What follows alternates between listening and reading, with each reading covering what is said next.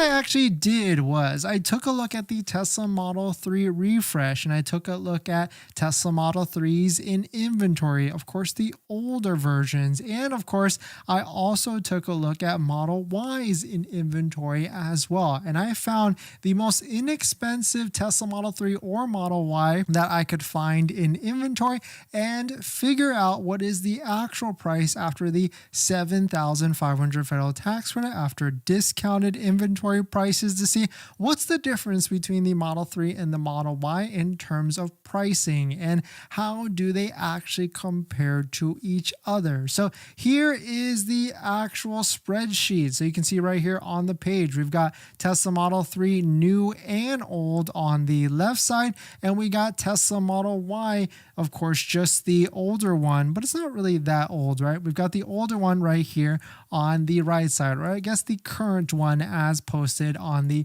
right side. And we got the differences between the two prices in between in the middle. And so you can see here, Model 3 old version, we've got, it's more expensive across the board, except for if you can find a Tesla Model 3 Performance, then yes, it makes sense to get the Model 3 Performance over the Tesla Model Y, because if you get a Model 3 Performance, you're going to be paying $38,390 after the $7,500 federal tax rate versus the Model Y Performance at $42,630. But across the board, the Tesla Model Y in the standard range or long range is going to be a much better deal versus the older Model 3, the other one. So really, it's kind of interesting, right? Like no real reason why you should be going for the Model 3, the older version, unless I guess you don't qualify for the $7,500 federal tax rate, then I guess I could see why it might be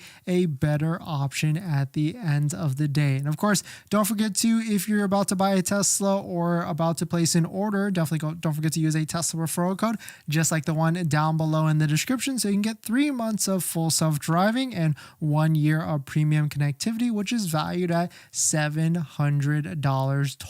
So definitely check it out. Tesla referral code down below in the description first, and then find your vehicle, an inventory vehicle for the most part, and then go ahead and place your deposit. Moving to the new Model 3 versus the current Model Y, it gets even worse. Unless you're someone that doesn't qualify for the full $7,500 federal tax rate at all, then really the Model Y is going to be your best deal because of the $7,500 federal tax credit and how it is itemized and discounted and reduced off of the price of the vehicle. Curious period this is because we've got plenty of inventory for the Tesla Model Y. We are hitting new limits and new highs that we have not seen in a while. This mustard line is Model Y inventory, and we're basically higher than the past 6 months for inventory for the Tesla Model Y. It's starting to freak out some people, just like Troy Tesla, which is an analyst for Tesla and delivery production analyst.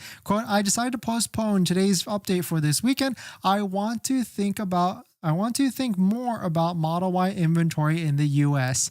It seems high." So this is going to be an interesting moment, because as we get to the end of the month, as we get to the end of the quarter, and maybe even next year, it's going to be a very interesting time as we go through, because there's going to be a price increase in this near future. There's going to be a price on April 1st for the Model Y, where Model Y is going to increase another $1,000. Of course, no threat to that, because it's still going to qualify for the full $7,500 federal tax credit, but it's just going to be very interesting as the price goes up when inventory is still really high and we've got this $7,500 federal tax credit. But let me know what you think about it. Let me know what your thoughts on it are. Do you think like the new Model 3 ludicrous is going to make a difference with all of this, or do you think something else is coming up in the sidelines?